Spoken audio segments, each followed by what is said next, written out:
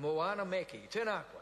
Thank you, Mr. Speaker. Deary, deary, deary me. Oh, my Lord. I find it particularly ironic that we are sitting here being lectured on how Labour filibustered the Royal Society Bill by members who are now filibustering the Royal Society Bill.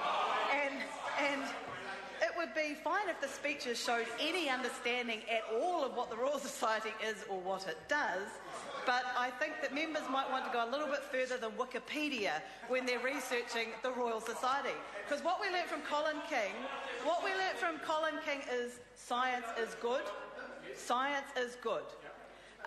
The member who just took his seat likes the fact it's got the word royal in the title because he supports the monarchy. And it's all about robustness and goodness and technology and science and such as good things like that.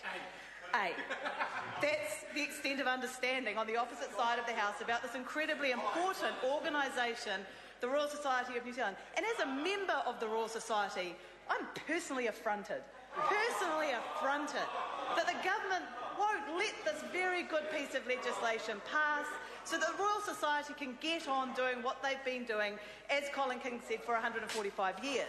And I'm very, very comforted by the fact that Colin King informed the House that he has no reason to believe that the Royal Society won't continue for another 145 years. I'm sure that that will come as a great relief to this organisation that Colin King has confirmed their existence in New Zealand will carry on into the future. And by the way, science is really, really good and important.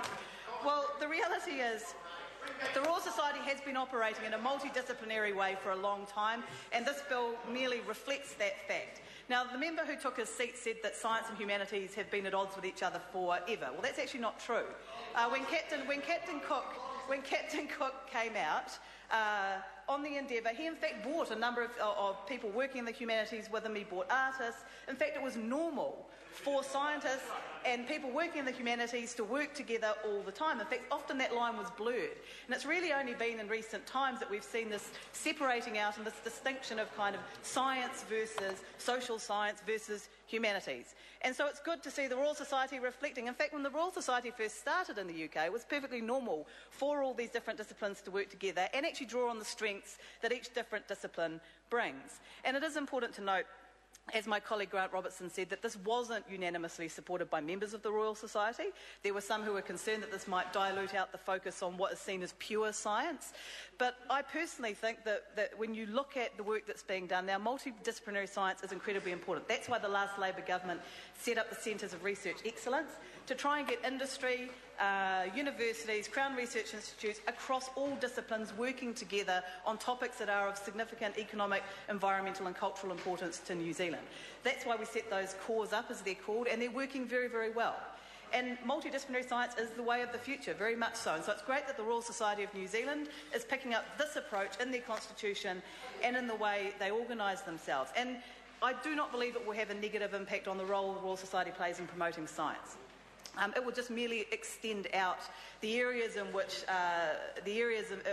they try and draw public attention and political attention to what under this government in particular is a lack of science funding, a lack of support for scientists. Getting rid of scholarships that keep postdoctoral scientists in New Zealand is not a smart idea if you really want to see science at the heart of our economy.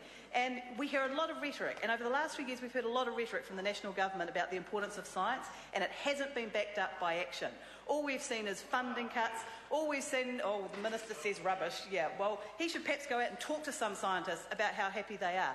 When I have a friend who has a PhD, very well qualified, being fired from a Crown Research Institute because of health funding cuts, because science funding comes from right across the budgets, and the national government manages to slice away at science funding by cutting other budgets like health funding, well, she's now looking at where she can go and work overseas because the funding simply isn't New Zealand to have those opportunities for scientists. So it's great that Colin King thinks science is good, but in fact, if you're really serious, he thinks it's excellent. It's been upgraded from good to excellent throughout the course of my speech. Good to excellent. But it has to be backed up. Has to be backed up by proper support from government, and more than just having a photo opportunity with the Prime Minister. Now, I like the Prime Minister's Science Awards. I think they're a good idea. I like having a Prime Minister's Science Advisor. I'd rather see them as more independent. Well, and that's right. It would be nice if the Prime Minister actually listened to his Science Advisor from time to time. And one of the things the Royal Society has been particularly effective at is promoting scientific issues. Now, there was a lot of controversy when the Royal Society actually signed a petition in favour of genetic modification research. And they haven't been afraid to take controversial positions. So far from what members on the opposite side were kind of saying, this idea that somehow the Royal Society is going to control what science is studied in New Zealand, is somehow going to control or dictate, so that I think the member said there were certain parts of philosophy he didn't like, and this would be... So the fact is they don't do that. The Royal Society is not about telling scientists what they should and shouldn't do. It's about the promotion of science. It's about the promotion of scientific issues. It's about the setting of professional and ethical standards for the members that belong to the Royal Society.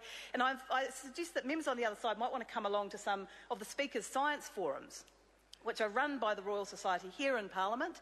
They're a very good opportunity to not only see the kind of amazing research that is going on in New Zealand, but to actually learn a little bit about what the Royal Society actually does, what it actually does. Because, well, I mean, it's an indictment on the National Party Research Unit that they couldn't even go onto the Royal Society website and print off for members filibustering and making speeches what the Royal Society actually does. What it actually does. And as I said, I hope that we can pass this now. I'm about to take my seat so that Catherine Delahunty can give her contribution. Then let's pass this bill into law. I congratulate Grant Robertson for the excellent role he's played in shepherding this bill through Parliament. There's no doubt that there's not a single member of Parliament who doesn't know about the Royal Society now, who isn't aware of the intricacies of the legislation governing it. I commend this bill to the House and I say, can we please not have any more dreadful filibustering speeches from the National Party, which as a member of the Royal Society I find very, very offensive and worrying at the level of scientific illiteracy on the other side of the House. I call the honourable member Catherine